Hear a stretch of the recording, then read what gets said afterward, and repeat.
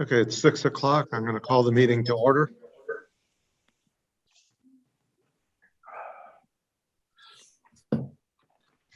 Pursuant to Governor Baker's March 12, 2020 order suspending certain provisions of the open meeting law, GL Chapter 38, Section 18, and the Governor's June 16, 2021 revised order extending remote participation by all members in any meeting of a public body. This meeting, the Great Barrington Select Board, will be conducted via remote participation to the greatest extent possible. Specific information and general guidelines for remote participation by members of the public and or parties with a right and a requirement to attend this meeting can be found on the town's website. No in-person attendance of members of the public will be permitted, but every effort will be made to ensure the public can adequately access proceedings in real time via technological means.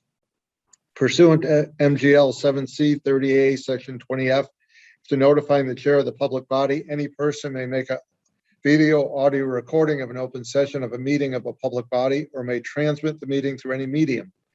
The beginning of the meeting, the chair shall inform other attendees of any such recording. This meeting is being recorded by the town, by CTSB, by Berkshire Edge, and other interested parties. Any members of the public wishing to speak at the meeting must receive permission of the chair.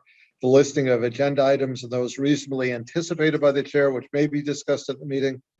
Not all items listed may be brought up, may in fact be discussed, and other items not listed may be brought up for discussion to the extent permitted by law. I'll start with Select Board's announcements and statements. Garfield? You're muted, Garfield. Nothing, thank you. You're welcome. Eric? Nothing at this time, thank you. Lee? Nothing. Ed? Nothing. Okay, we have one topic tonight, the Housatonic Waterworks discussion. Tonight's meeting is one of a series of community listening meetings hosted by the Select Board. The topic this evening is the continuing problems with Housatonic water. We will begin tonight's meeting with a series of updates by the town manager. Then I will open the floor for comments by customers of the Housatonic Water Company. This meeting is solely about Housatonic and the current water situation. The ground rules for tonight are as follows. Like other community meetings, we are here to listen to you. The Select Board will not be deliberating this evening. We will be listening, although we may ask clarifying questions. Each participant may speak once for a maximum of 3 minutes. I ask you that you confine your remarks to the current water problems in Housatonic. Please try to keep personalities out of the discussion. I ask that you try not to repeat what others have already said. When you're called on to speak, please give your name and address for the record. To be very clear, the Select Board believes the residents of Housatonic should have clean water for drinking, bathing, laundry, and cooking. We are very aware of the current state of the water. We know that the state says the water is safe to drink, but we understand why the residents are concerned due to the appearance of the water. We think that water should be safe to drink and aesthetically pleasing. It also should not ruin residents' clothing or stain their bathtubs. We are committed as a board to find a solution to this long-standing problem. Mark, go ahead.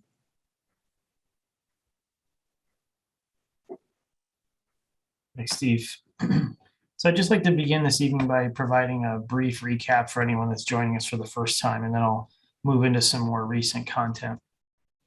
So in 2018, after receiving some roily and discolored water complaints from village residents, the Select Board hired a consultant to conduct a phase 1 study, and this mostly consisted of a review of existing conditions with both water systems in town. A really general overview to get a better sense for what could be occurring. And fast forward now to July of 2020, the board instructed staff last year to hire consultants capable of completing a phase 2 study. And by phase 2, I mean studying the existing infrastructure for the Housatonic Waterworks system, that is developing a capital improvement plan, estimating the costs associated with this capital improvement plan, and then providing us with an estimated value of the Housatonic Waterworks system.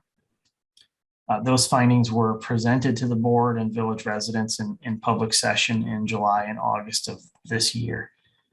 In addition to this, the board sent letters to the Baker administration, the Department of Public Utilities, or DPU, the Department of Environmental Protection, DEP, and what we were looking to do is seek help from these regulatory agencies on the state level.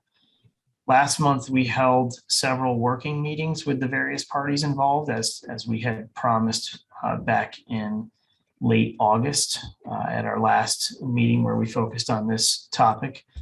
Since that time, we met with representatives from the GB Fire District, from Housatonic Waterworks.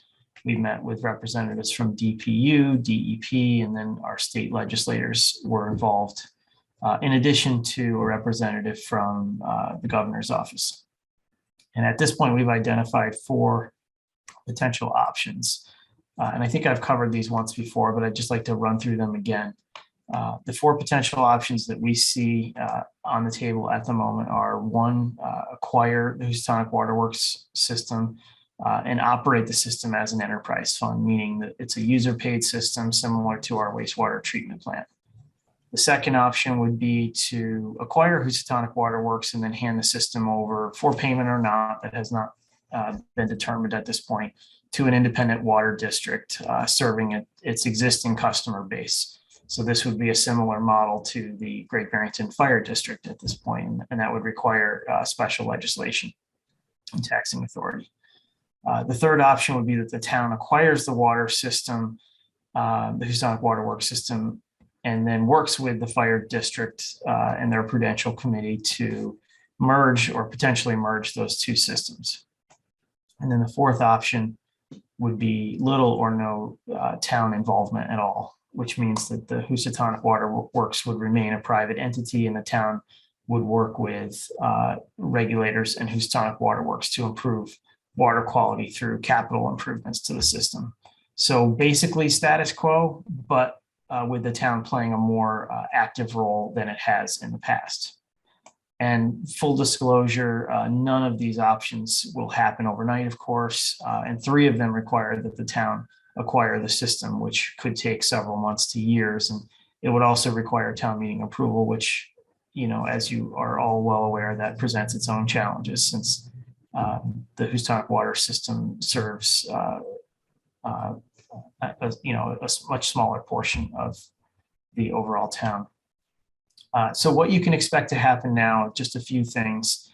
We'll continue to explore options for the acquisition of this system. That is, I think, first and foremost. And this means meeting with Housatonic Waterworks, or continuing to meet with Housatonic Waterworks representatives and investigating what other legal pathways are available to us to acquire this system.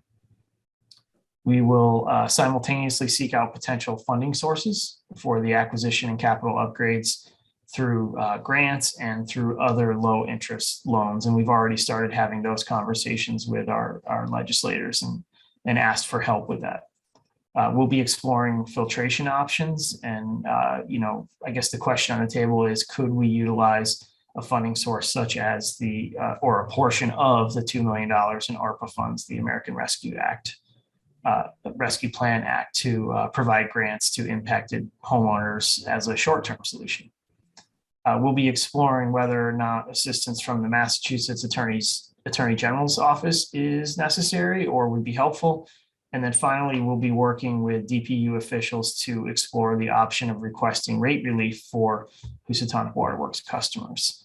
This is something that we've requested in the past, and something we requested in the earlier letter that I mentioned to DPU from 2020, but a formal petition would need to be filed with DPU. We were made aware of that at our recent meeting as well. So I'll continue meeting with officials from the DPU. My next meeting with them is next Tuesday to discuss what that path might look like. So we still have a lot of work to do here. But we are very, very committed to finding long-term solutions. And before I conclude, I just wanted to take this opportunity to remind everyone of a few things. Our engineering studies, I know I've said this multiple times, I just want to say it again in case I capture someone new tonight. Our engineering studies can be found on our website, townofgb.org, on the Selectboard page under the tab titled Housatonic Waterworks Information. There's a whole the whole group of emails and documents and reports and whatnot listed in that tab. So if you're looking for anything in particular, that would be the place to go. If you cannot find something you are looking for, feel free to reach out to my office and we can provide that. And lastly, Housatonic Waterworks will be hosting an informational session this week, Thursday night, October 14th at 6 o'clock via Zoom. And you can find more information related to that meeting at the Housatonic Waterworks website, which is housatonicwater.com. And I will make a note for myself now to try to share that information on our Facebook page and Instagram pages so that we can get that that message out more widely. And that's all I have, Steve. Thank you. So just to keep everyone up to date, there are 29 attendees and 6 panelists for a total of 35 people on the line. Please raise your hand if you would like to speak, and I will recognize you.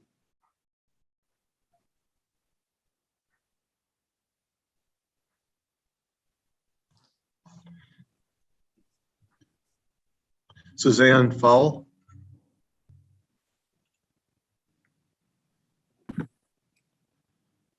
Hi, can you hear me? We can. Suzanne or Susie Fowle, 40 Kirk Street in Housatonic. Thank you. I wasn't expecting you to get called on first because I have questions that I thought might get answered in the interim. But when you said to raise your hand, I thought I better raise my hand. I thought I was just getting in line.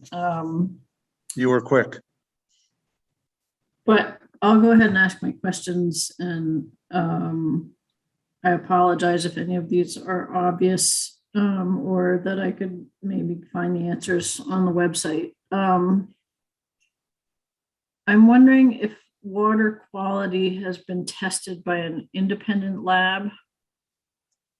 I know the engineering studies did not involve water quality testing, didn't involve any redo of old tests, and I'm wondering if that was ever remedied or could be remedied, and if we could get some new quality tests by an independent lab, like maybe one that's not even in the Berkshires. Susie, just ask all your questions, and I'm not sure we're going to answer them all tonight, but we will get you answers. I'm going to log in that question. And part of that question is based on the, I'm not sure if you guys are aware of the Environmental Working Group, ewg.org. They test a lot of municipal water supplies, and they report it on their website. Housatonic Waterworks is on there, and it passes the EPA safety standards, but the EPA safety standards aren't as high as what Environmental Working Group would recommend. So it lists some of the contaminants that our water has. It's really handy. Environmental Working Group, and it's their municipal water database. You can search by zip code.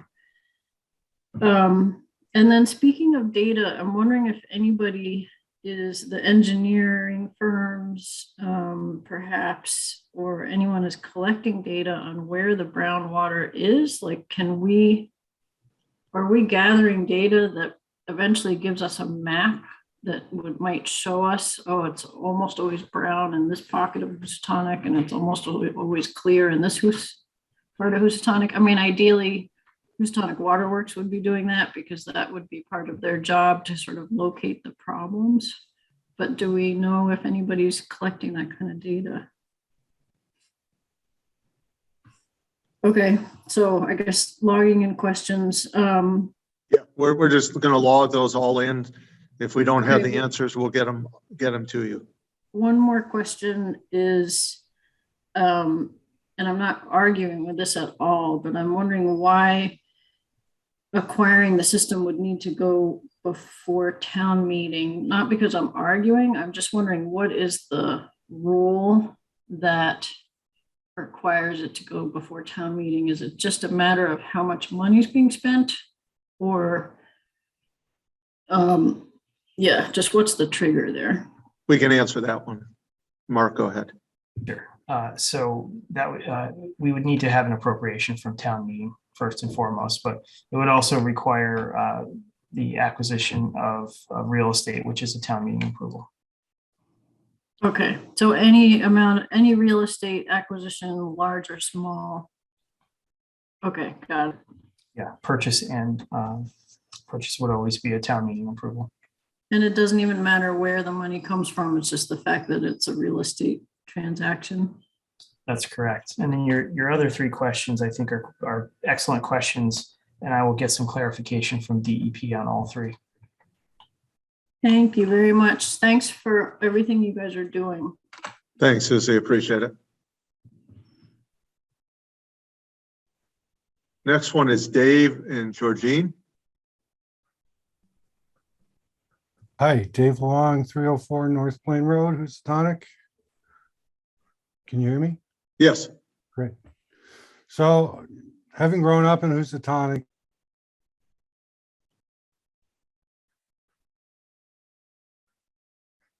We lost you there.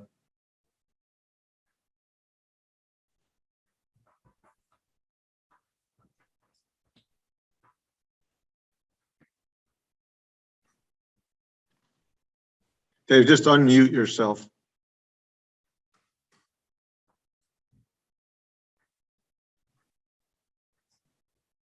that wasn't an option a second ago. Thank you very much. You're welcome. Having grown up in Housatonic, like most people in Housatonic, you know, I've had a relationship with the water quality going up and down, and the causes have always changed and always been different. And, you know, so it is a little hard to think that this is just the one problem. And if we fix this, then we won't continue to have water quality issues, given a lot of things. But my primary concerns really come down to these two things. First is when I read the letter that Housatonic Water just distributed to all of its customers, basically it was implying that, you know, most of this water, the money that would be spent on renovating the water system would be going to a Coke membrane filtration system. Well, I'm not sure that most people in Housatonic would be very happy about giving Charles Koch $30 million. And you know, what is the scope? How much does that filtration cost?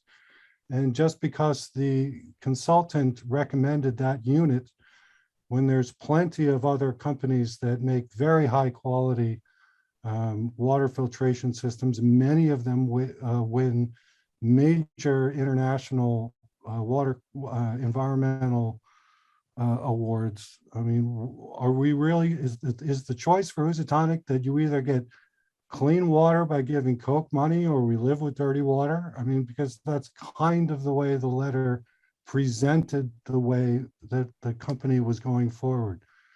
And, you know, it worries me that the town of Great Barrington will take on, you know, the baggage that comes with that decision if we were to buy it. The second part of this is kind of related to that, is that some of this is beginning to feel an awful lot like the closing of the dump, where in the end, the town basically bought for good money the dump, turned it into a transfer station, and indemnified Fred from any of the choices that he made getting that dump in place and running it for the town. So it's a little hard to sort of say, okay, now we're going to take on another huge debt from a large piece of infrastructure that Fred has developed for, you know, as a municipal system, essentially, and then left the broken pieces for the town to pick up. It seems to me that any kind of deal between Fred and the town of Great Barrington has to sort of understand the culpability and the fact that, you know, that water system now is incredibly devalued because of this problem and the capital costs it would take to fix the problem. So I don't know about anyone else in Housatonic, but I don't have a huge appetite to basically bail that out, given multiple histories. So, I mean, that's basically what I came here to say. I mean, in all due respect, you know, I've grown up with Fred. You know, Fred was actually something of a hero to me growing up because he could do anything him and Jack Cook and all these guys they could make things happen out of thin air. And, I appreciate Fred's ability to do that. And Jim, I grew up, we went to school together. And, a lot of that sort of emotional stuff is tied to most of us who grew up here in Housatonic. And so these are tough questions, and it's tough to push the hard realities of what the proposition is really saying. Thanks, Dave. I appreciate it. Okay, thank you. Really appreciate it. Elizabeth Rockefeller? Yes, I'm Elizabeth Rockefeller, 284 Park Street.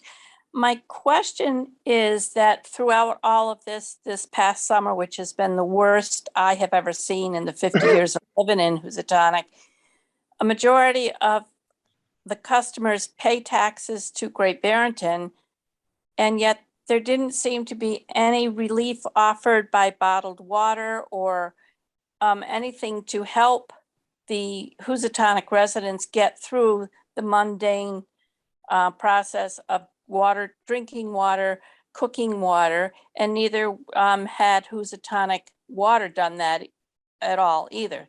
No relief. The only relief was Taft Farms offering his well to give us fresh, clean water. And my other question is, this whole process at this point seems to be blamed on manganese, but what about the rust-like residue? Mark, you have my sample there. I have 2 more on my back porch. Rust-like residue at the bottom that has settled down from the water samples. I believe this is from the aging pipes, which were supposed to be replaced and haven't been replaced by Housatonic Water. And yet we still have, there's 2 main problems. Manganese, okay, if this big solution, the filtration system fixes that, we still have this residue at the bottom of the water because the pipes haven't been dealt with. Those are my 2 questions. So for the board, I'll answer one of them. Part of what we're looking into now is some sort of relief. It didn't happen over the summer, but we are looking, that's what Mark was a little bit talking about in his presentation, is how can we offer relief and what kind of relief that really means something. Providing one set of filters when people would have to have them installed and maybe replaced every month probably isn't substantial relief. So we are looking into what kind of relief we can provide. So, and the other question is one that the experts are going to have to look at, because I'm not going to tell you that getting rid of manganese is going to get rid of all your problems. So I think it's a good observation, and we're aware of it. Thank you, Steve. You're welcome. Amelia Berg. Yes, can you hear me? We can. Okay, thank you. This is Amelia Berg, 28 Kirk Street, and wondering if I was not clear, is the select board involved with the meeting on Thursday? No, that meeting is a private meeting called by an informational meeting by the Housatonic Waterworks. Okay, so no one from the select board will be able to attend? Well, I'm not saying we won't attend. Oh, okay. So, but we're not part of that. It's not our meeting. We have Yeah. nothing to do with the content. And as interested observers, it's possible, depending on our schedule. Okay, great. It would be great if someone could be there, but thank you. You're welcome. Anyone else? There we go. Pat Hollenbeck. Thank you, Steve. You're Pat welcome. Hollenbeck, 1075 Main Street, Housatonic. I guess I just have a couple questions. What are we paying for fire hydrants, to use the fire hydrants? And I guess the second question is why? And then we know there's problems. Some people that are going to go to sleep tonight in Housatonic are going to near hydrants that may or may not have enough adequate water to it. So I think on top of everything else being discussed, this has got to really move to the front burner here. And here's a suggestion. I don't know if this works, but to me, it would be as a safety stopgap measure. What if Housatonic Waterworks rented a couple water tankers, even if they use some of the water in Cook's garage, and just store those tankers somewhere in Housatonic that are ready to go if there's a fire. I mean, we need another plan here. This is really awful. And I know the color of the water, the questions about the water is important, but if there's not enough water when we need it, it's a matter of safety of the fire workers, the firemen working at a fire, and the people asleep in those houses. So I'd like to just hear some expanded discussion about what I think is the most important issue about this, one that we could somehow fix rather than long-term problems. That's it. Thanks. Thanks, Matt. And that is a good point that we have not brought up. I know Chief Berger's on the line. I don't know if, Mark, you want him to speak, or you want to speak to it, or you want to put it on our list? Yeah, I'd be happy to have Chief Berger provide the fire protection point of view here. But while we're promoting him, I just wanted to address Patrick's question relative to the cost of hydrant rentals. And that number is about just under $45,000 per year. Chief Berger, if you want to add anything to that? Yes. So I guess to answer the first question as to why are we paying for the hydrants, because the question isn't so much do they work or do they not work. The hydrants should work, operate correctly. They do get flushed and tested every year.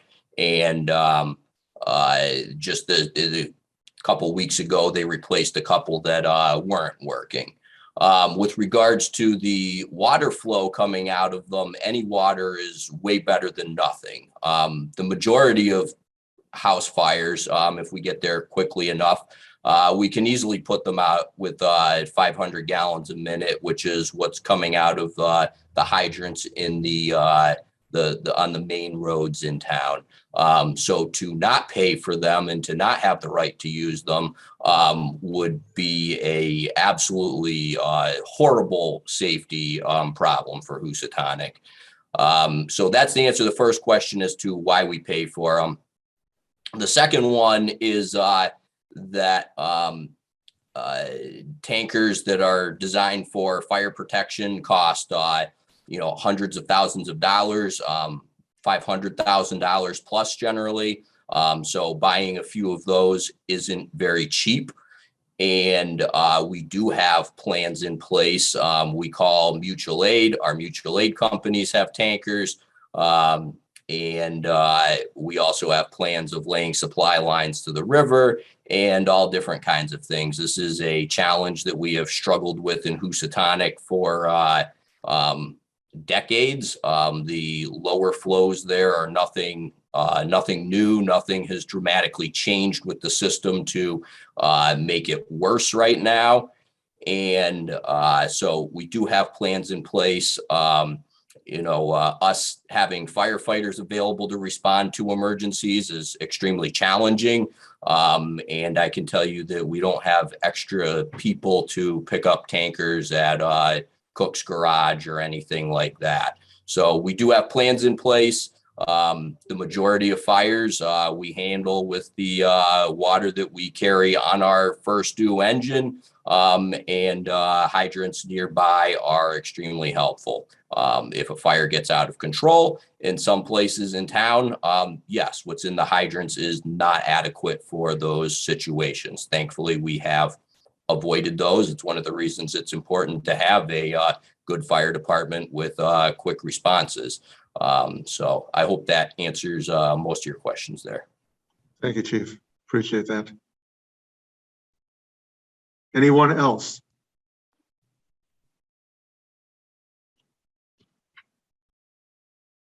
Dan Bailey.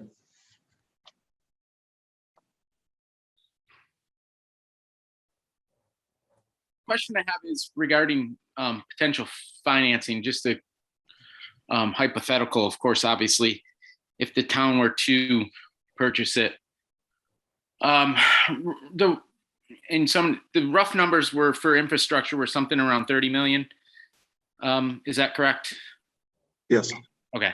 And then the assessed value of the company itself was somewhere around 5. Is that what I understand? correct. Okay, so we're looking at 35.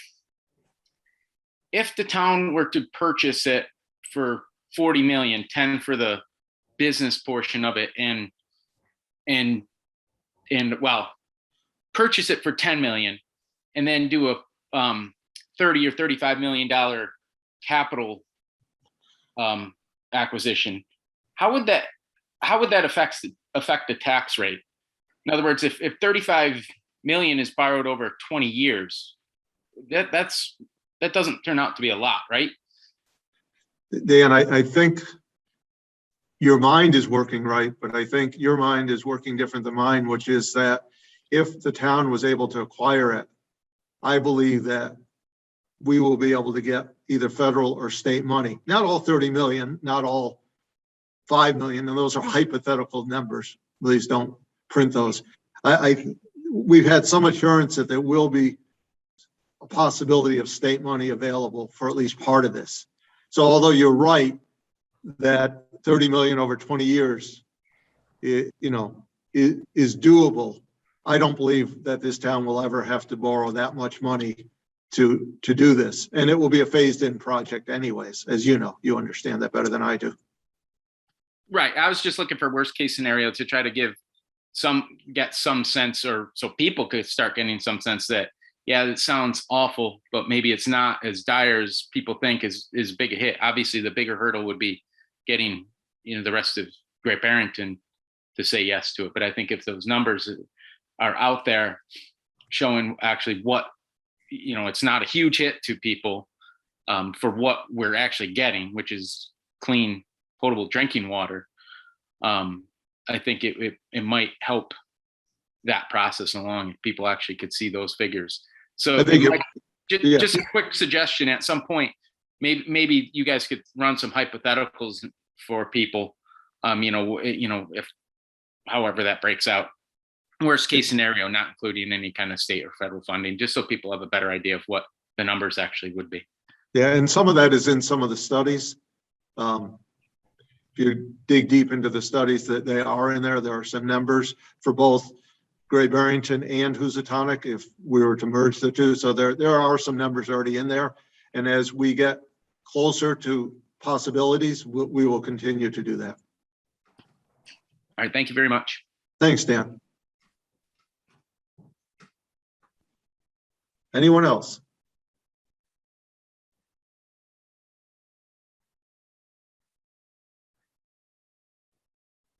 Jim Stark.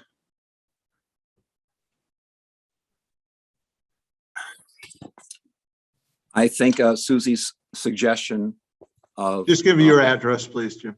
I'm sorry, 1099 Main Street. Thank you. The suggestion of finding out where the dirty water is excellent. I don't think you're going to get it from the DEP, Mark. But if someone were to send out questionnaires or somehow do a canvassing of the residents, that information could be had. We tried the water company and they weren't able to tell us. We will look into that. I think your idea is a good one, Chip. All right, thank you. The options that Mark mentioned earlier, I don't think those are the only options. But maybe that's something to think about further on. The options could be unlimited. Those were the ones that we've looked at. Yeah. So far. Okay. All right. That's all I can think of right now. Thank you. Thanks, Jim. I appreciate it. Thank you. Anyone else?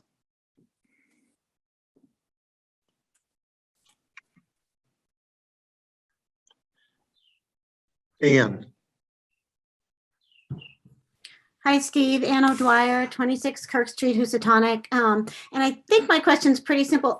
Where on the website are all these reports? I'm trying to find them and I'm searching the website and I can't find where it is on the website. And if you go to the Selectboard page on our website, Oh, the select board page. Yeah, on the left side, there's a menu, and one of those options is Housatonic Waterworks information. Okay. Okay, great. Thank you. Thanks, Ann. Anyone else?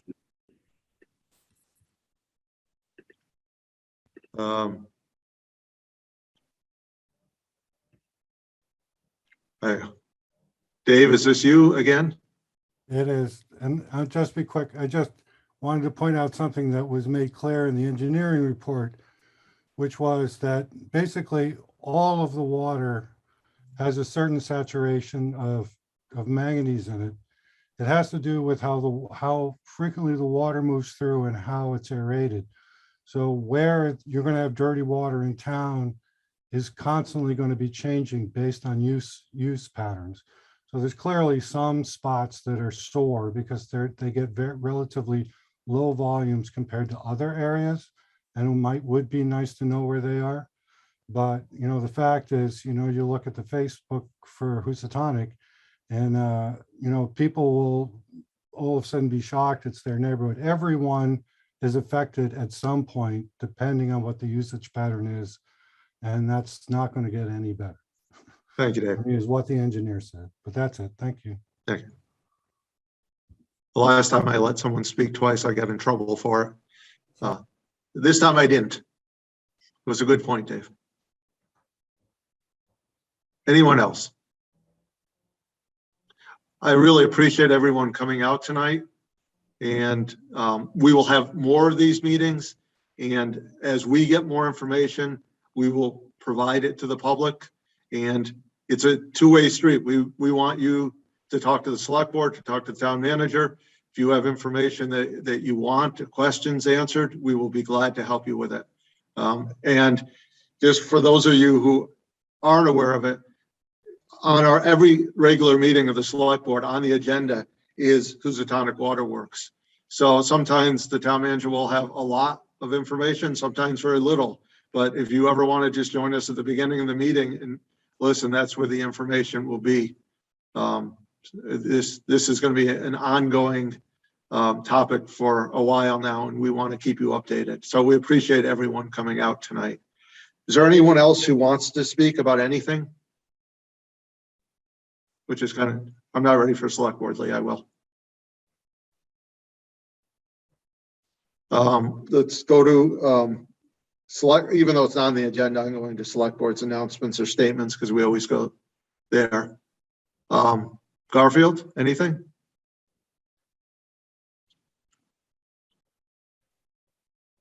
Hold on to that, Garfield. Someone did raise their hand, and I don't want to leave anyone out of this. Mr. Diaz, Dagan Diaz.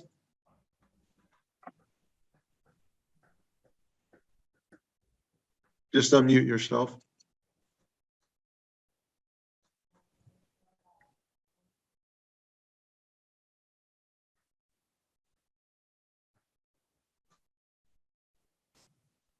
You're muted.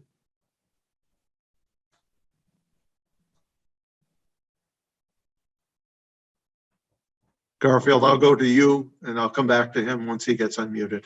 Do you have anything? I have just a clarification. If I remember correctly, or correct me if I'm wrong, I thought even with an acquisition and whatnot, it's still going to take 2 to 4 years to get clean water. It's not going to happen overnight. You are correct. That sounds like a problem still. This problem we can't do much about. It's just engineering. Yeah, no, you're absolutely right. Eric?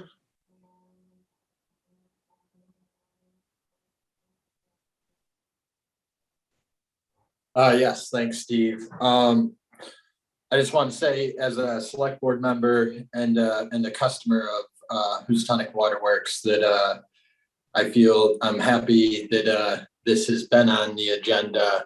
I'm feeling good that it does seem like there's motivation, and I feel we're moving slowly but in the right direction. So happy that we had 40-something people coming out tonight to listen. Happy to hear the reports, and I just hope that we keep the pedal on the, keep the gas pushed down here and keep this moving. And in the long sense, I know we talk about town meeting, but I just think, I know if my neighbors 5-10 miles away, we're getting brown water, I would be very concerned and expect to have to do something as my neighbor to help them. So I keep hearing little chirps of people sounding doubtful that Great Barrington, the residents 5-8 miles away, our neighbors, wouldn't give a lending hand here. So just wanted to put that out there. So, but I'm glad this is happening, glad to be involved. Thank you. Thanks, Eric. Ed? Yeah, excuse me. Thank you. Thank you to everybody who showed up and spoke. But I want to say that I don't think anyone on the select board is looking at this as a Housatonic versus Great Barrington problem. This is citizens having a problem with their water. And I just want to echo what Eric said. I also assume when it gets to town meeting and the best idea we come up with to solve this, people will be thinking of us as one town. And I think coming from the board, I think we should keep encouraging that kind of talk. So thank you. Thanks, Ed. Feel better. Lee? Thank you. One thing I'd like to reiterate is that it's one thing that came from the meetings that we've been having is the importance of customers that are having issues with their water to directly contact Housatonic Waterworks and file their complaint. What it came to be is that it seemed that they weren't getting as many complaints as we assumed they were. And so I just want to stress how very, very important for the customers that are affected to write to housatonicwater@gmail.com and log their complaints and make sure that they have a record of it. It's very, very important that the complaints go directly to Housatonic Waterworks because we don't want to put them off the hook. I think it's really, really important that people realize that where the problem's coming from and that any complaints should go directly to them and obviously to us because we're working very, very hard to rectify this problem, but just to make sure that you do file your complaints directly and keep a log of the complaints to the Housatonic Waterworks. Thank you. Thanks, Lee. I think I've spoken enough. Media time.